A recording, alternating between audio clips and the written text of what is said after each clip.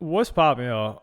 Kai Cenat has finally come back to explain this journal he's been walking around with for the past several months, and he says the following. I never really got to explain this journal clearly, so I'm going to start being transparent. He's already been too transparent. This journal was gifted to me in October of last year when I started to learn how clothes are made. October. It's March 1st. Which means that, what is that? Less than 6 months. Less than 6 months. This guy's been walking around this guy's been on his fashion journey for less than 6 months. Virgil Abloh and Kanye West spent like a year interning.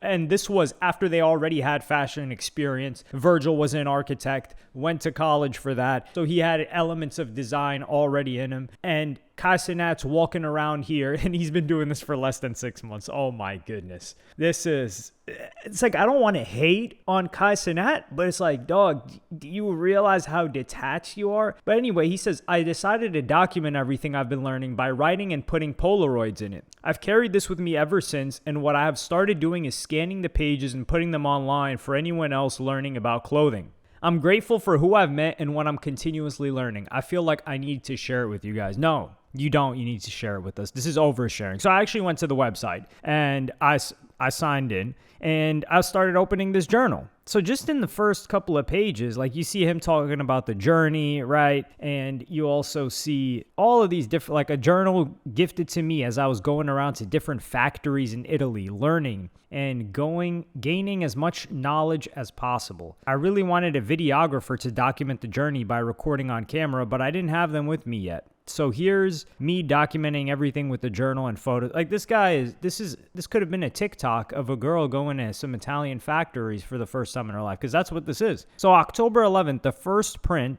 out of some of the first collection before launch. Brief ideas. A lot of these items I like a lot. Some of them still need work. A lot of these are not confirmed. So he's just teasing this Vivette thing. And the reason why I find this so... It's kind of dumb too, is because imagine the Carter documentary, right? So for those of you that are a little bit older, or a little bit younger, I should say, there was a documentary called The Carter that was released in 2009. And it was released after The Carter 3. So a lot of it was the making of The Carter 3. And The Carter 3 ended up being the most successful album at that point in his career. It won Grammy for Best Rap Album and a lot of other awards. I think it was the one that sold 1 million first week, or was that The Carter 4? I think it was.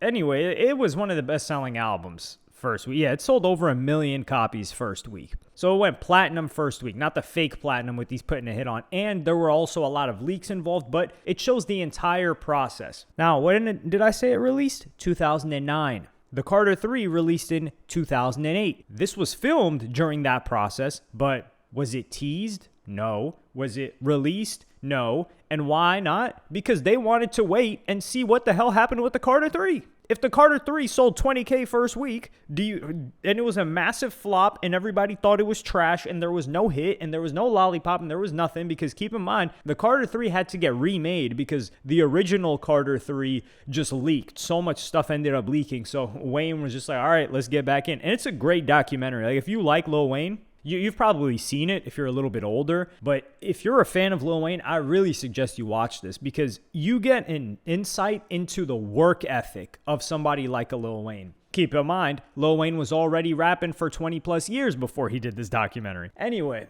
with that being said, this is like Kai Cenat releasing a documentary before the clothing didn't even drop. The album didn't drop. So imagine the Carter documentary comes out before the Carter album comes out. You're looking at it like, dog, what the hell is this? And then if it flops too, because with Kai Cenat, the clothing hasn't even released. There hasn't been a single collection. He hasn't sold a single item yet. And we haven't seen what the temperature check is and the general public's thoughts on him as a designer and the clothing that he's produced. So the fact that he's putting this out, it just feels so like self-centered, and he wants to skip the process. And Rocky even pointed this out in a clip that when he was doing the interview with academics, and he was saying like, yo, come holla at me. Like, you don't got to show everybody the process. because people don't care about the process unless the result is something successful. Like, do you want to see some bum train every single day that's never going to make it to the NBA, right? Like, you want to see, oh, wait, this person went through the D League and then he played overseas for 2 years and then he was in China for a year and then he was in Lithuania and then he made it to the NBA and then now he dropped a documentary of him and his process that he had to go through. That's cool because you know, like, oh, whoa, we're going from here and we're ending at the top. Same thing with like a LaMelo Ball. Like, we followed that in real time, but that's because they were just on social media. And LaMelo Ball wasn't even young enough to get drafted at that time.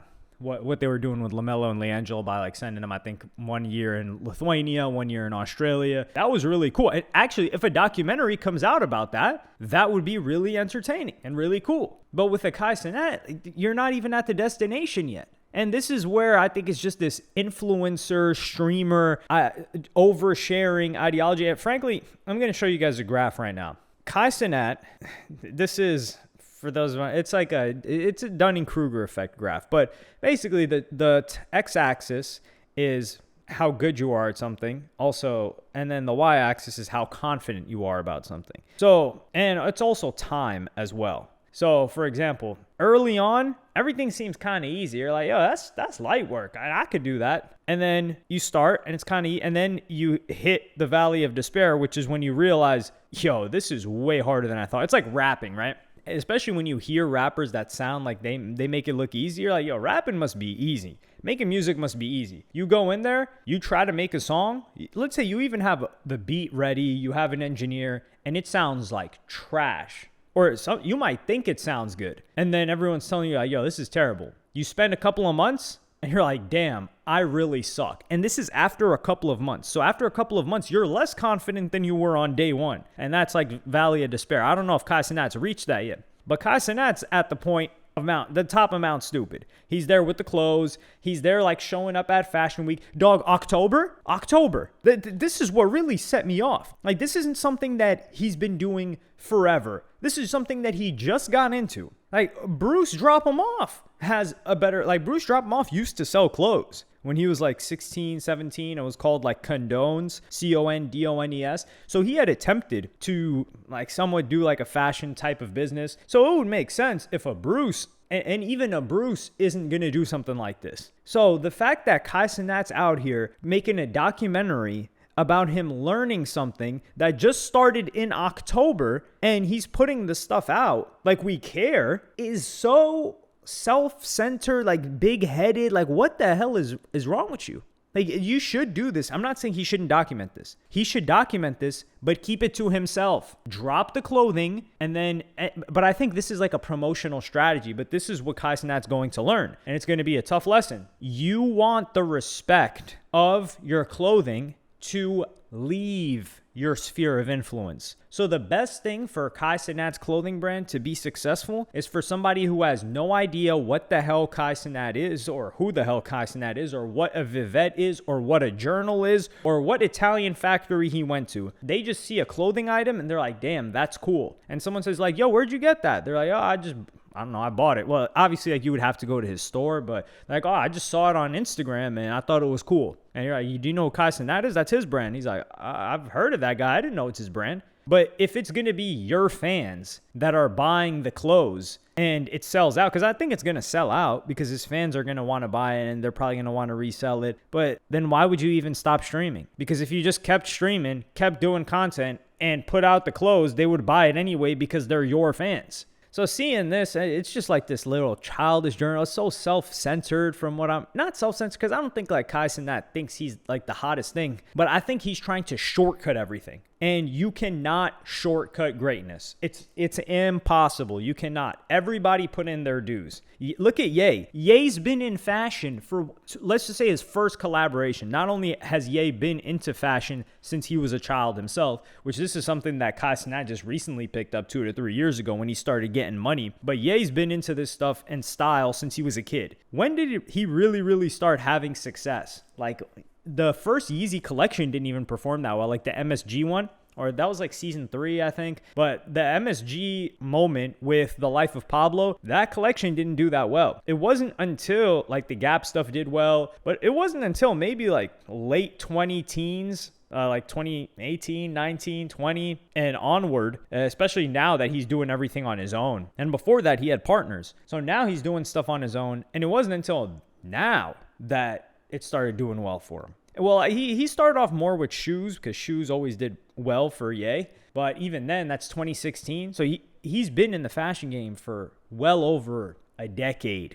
And this is Ye, who was more successful in every measure before getting into fashion than Kai Cenat is. And we don't have a Ye documentary about fashion. We don't have Ye showing up. Well, he does share here and there, but he came into it humble. Like, we should have been seeing people catching Kai Cenat working for some Celine designer, handing him coffee. Like a fan is like, yo, Kai Cenat went from streaming Mafiathon 3 and LeBron to collecting coffee for these. That's what we should have saw. Because that's you putting yourself down there and saying, you know what? I got to learn like everybody else. There is no shortcut to this. Like, yeah, you have money, but like people, like we're going to know, money does not buy taste. And also, it would make sense if Kai Cenat partnered with a designer that people respect. Like, it could be a young dude, and that's the guy that's aiding Kai Cenat, and they're working as a team. But for him, like, dog, the guy's like using a freaking sewing machine. This started in October, bro. Like, this is so unreal. I cannot wait.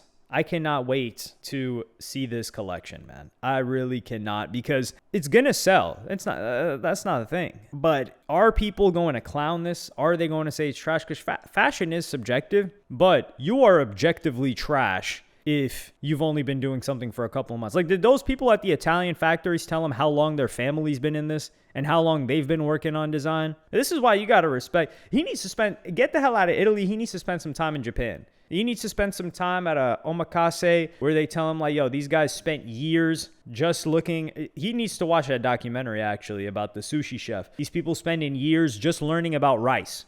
Just the rice. How to prepare rice. Years of study before they can become a sushi chef. And this guy's talking about putting out a collection and learning this whole fashion thing that he's documented since October. It hasn't even been a full 6 months. It's October 11th is the first date. I'm recording this on March 1st. So, yeah, man, this is peak influencer, streamer. I'm that guy, like, thinking he's got the magic touch. Because until now, it must have felt like that. But, yeah, we gonna see. Well, let me know what y'all think about this in the comments.